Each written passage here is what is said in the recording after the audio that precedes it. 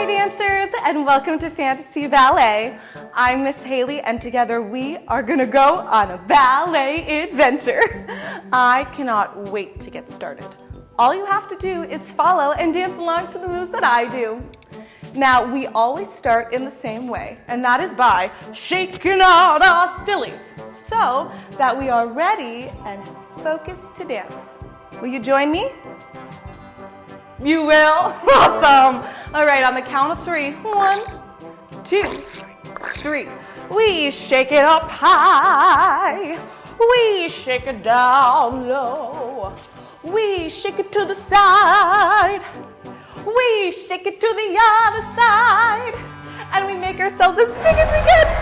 And as small as we can. And as big as we can. And as small as we can. And we slowly creep up, creep up, creep up. I don't know about you, but I feel so much better, and I'm ready and focused to dance. Now, for today's adventure, I have a kind of a fun idea. Do you guys know the story of Rapunzel, the fairy tale? You know, the princess with the long golden hair? Yeah, that one. Well, I thought not only would we read it, because this is fantasy ballet, we will dance through the story. Does that sound like fun? Awesome. All right, dancers, you know the drill. Let's get seated on our bottoms so we have enough magic to get to the story of Rapunzel. So let's charge up those slippers.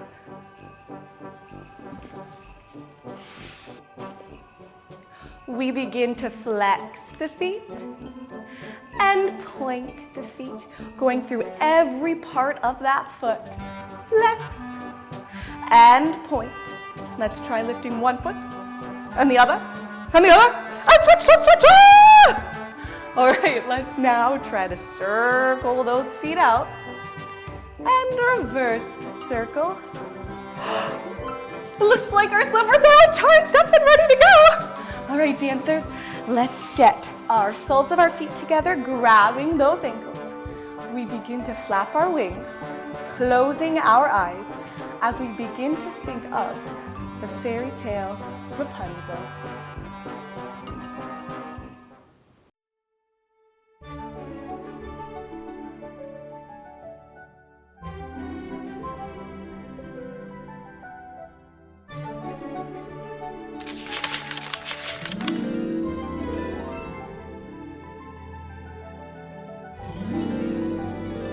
Looks like we made it, dancers. All right, let's make ourselves into a tiny little ball and let's roll on up. 4, 3, 2, 1. Head is always the last thing that comes up when we roll up. All right, I think we are in the house of the husband and wife who so desperately wants a baby girl. I think that's them right there. Let's introduce ourselves. Hi, I'm Miss Haley, and these are my fantasy ballet dancers. We're here to learn about the story of Rapunzel. The wife steps forward. Well, welcome to our home. There is a lovely view of a beautiful garden just in the kitchen overlooking it. It's a tiny window, but it's quite lovely. I think we should go check it out, dancers, right? Okay, let's lift those arms up as if we were wearing a tutu. High tippy toes, and let's walk on over to the kitchen. We lean forward. That is the most gorgeous garden filled with herbs and flowers I have ever seen. But there's a very, very tall wall surrounding it. I wonder what that's for. The husband steps forward. Well, it's surrounded by that wall because it belongs to the evil enchantress. She is feared by everyone in our community. No one dares step foot in that garden. Not us, not you, not anyone. Oh, what a shame. It really does have such beautiful flowers and herbs. I'd love to get a closer look. Interesting. It is such a shame that no one can go into that garden. But if I do remember the story correctly, The wife's urge to eat the herbs grow more and more each day. How about we do a nice port de bras exercise while we look at the beautiful garden? Ready? Arms down. Prepare. We see the vines growing on the wall.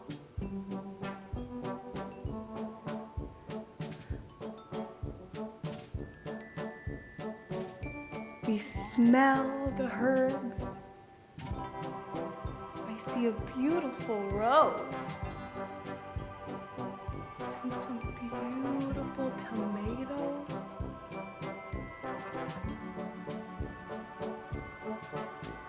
But is surrounded by a wall. And it belongs to the evil enchantress. So we must not go in. Those were some beautiful port de bras dancers. The wife steps forward. I must eat some of those herbs. I must. Husband, you must go tonight. Sneak into the garden and get me those herbs. So later that evening, when the wife went to bed, the husband snuck out of the house, prancing very quietly into the garden. Can you show me your tiptoes? Sneak, sneak, sneak. He rolled down.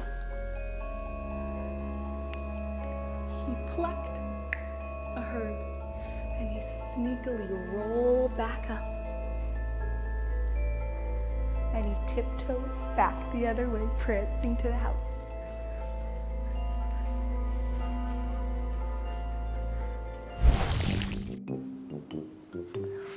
When the wife awoke, she immediately jumped on up and headed on over to the kitchen, where her husband presented a plate with the beautiful rampion wildflower, the herb she'd been asking for. He presented it to her.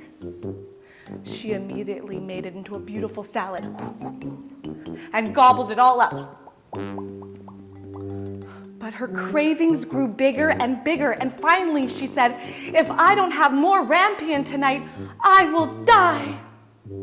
So the husband later that night went back into the garden. He tiptoed sneakily. He rolled on down. He plucked a lot of the rampion wildflowers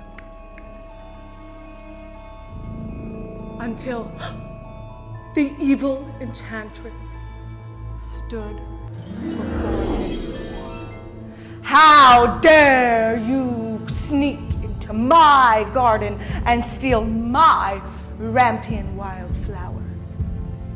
Who are you and what are you doing here? The husband was shaking and very scared. My wife, she's been craving this flower and she really needs it. I'm so sorry. I'll put it back. No, I am willing to make a deal with you. You can have all the rampion wildflowers you want. In return, I will take your firstborn child and raise it as if it were my own. Deal? Deal. The husband got out of there as fast as he could and he ran all the way home. His wife was still asleep. She woke up. She quickly jumped out of bed, marched on over to the kitchen, and she saw tons of rampion wildflowers everywhere. She was so excited. She gobbled it all up. But as time went on, the husband forgot about that silly promise he made to that enchantress until the day finally came. His wife gave birth to a beautiful baby girl, and they named her Rapunzel. But immediately, the enchantress showed up and snatched Rapunzel away. And she left back to her castle tower. Rapunzel grew up to be a beautiful woman. She had long golden hair, beautiful skin, a lovely voice that could cheer anybody up, and she loved to dance for fun. It got lonely though in the tower, with only one window and no doors. Rapunzel grew lonely, but to pass time, she would dance and sing around her room. So dancers, how about we pretend that we are Rapunzel for a moment and let's dance around our tower. Ready? Let's get in a nice seated position pose. Ready? Prepare.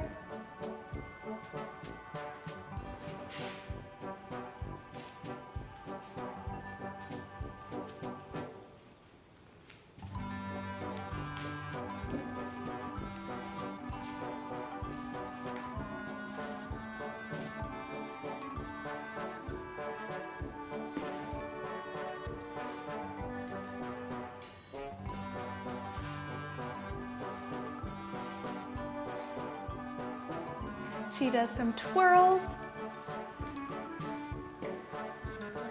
and some spins.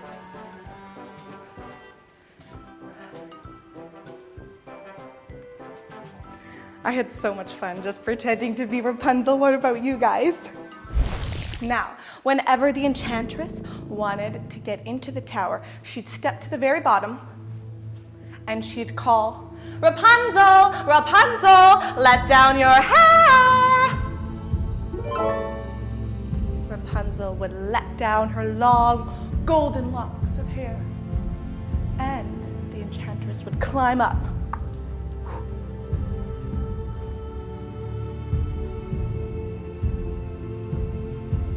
This way she could keep tabs on Rapunzel. One day the king's son was galloping on his horse. Gallop and gallop and gallop, kissing those legs together. Good gallops, dancers. He was galloping along and then he heard the most beautiful voice. The singing was so cheerful. And he was wondering where it was coming from. And then he saw a big tower. He stepped up to look at it. But he didn't see any windows or doors. So he figured, I will find a way in. But for now, I'm gonna head on home to my castle. So the prince galloped on home. Gallop, gallop, gallop, gallop. Finally, one day the king's son was hiding behind a bush. And he saw the enchantress call out to Rapunzel, "Rapunzel, Rapunzel, let down your hair." And he had the idea that once she was gone, he would try to climb up. So he waited and waited and waited until she was gone. And then he stepped on forward and he said, "Rapunzel, Rapunzel, let down your hair." Her hair was thrown down and he climbed on up. At first, Rapunzel was stunned. She'd never seen another human being before besides the enchantress. She was scared, but she quickly grew to learn to love the man. He was so friendly and kind and not at all what she thought he would be. The two of them became great friends, and that friendship turned into love. Finally, the two came up with a plan to get Rapunzel out of that tower and escape the enchantress. But how would they both get down without Rapunzel's hair? So she asked the prince to bring her some silk strands, and each time he visited, she would braid them. And then once she had a strong enough braid, she would release it and they both would climb down. Let's do some pas de bourrées, because it's kind of like a braiding action, all right? So we're gonna do a pas de bourrée over, which is back, side, front. So you're gonna start with your 1 foot behind. You're gonna coupe it and you just reach up, side, front. So it's back, side, front. Back, side, front. Squeeze, squeeze, squeeze. Back, side, front. Now you can also do it from a dégagé. Back, side, front. Other foot. Back, side, front. Back, side, front. Back, side, front. So as Rapunzel began braiding her silk string, she grew excited.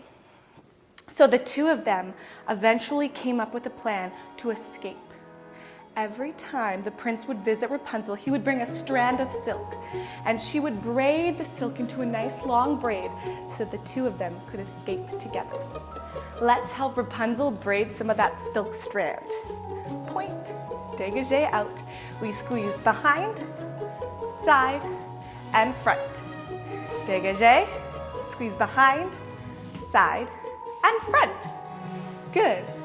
Back, side, front, back, side, front. One more each way. Back, side, front. Squeezing those legs. Good.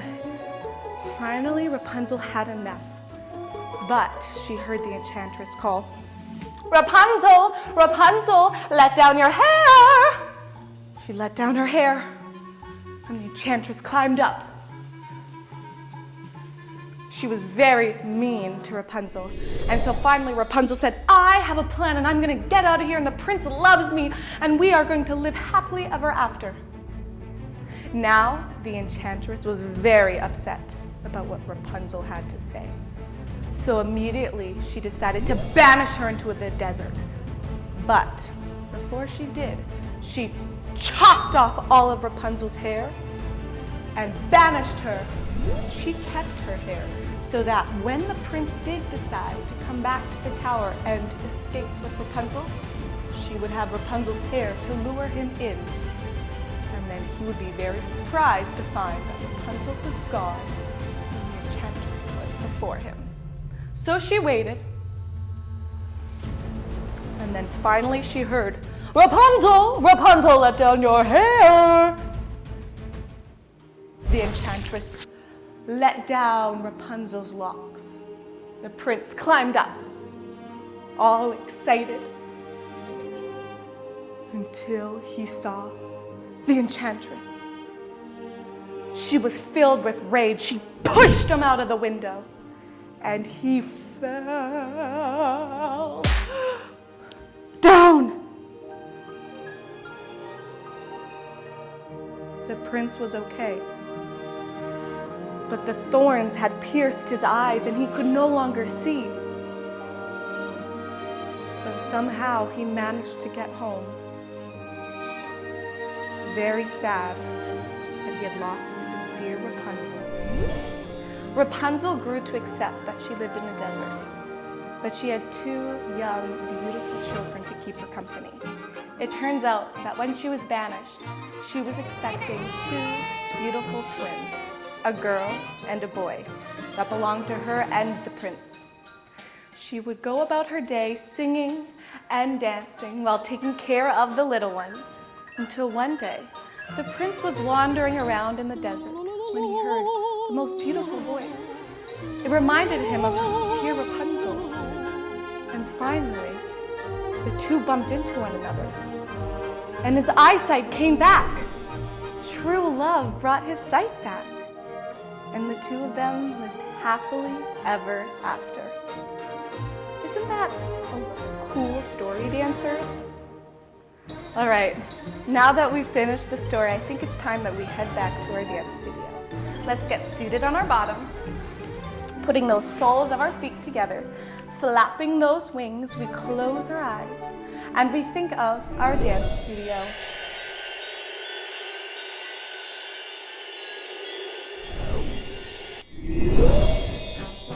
Looks like we made it. All right, let's share our favorite moment of our adventure. I'll go first.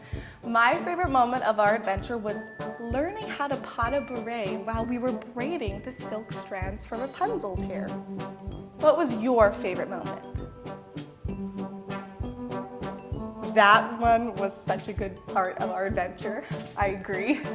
All right, dancers, now we always end in the same way, with a reverence. A reverence is a dancer's way of thanking themselves, their teacher, and those around them.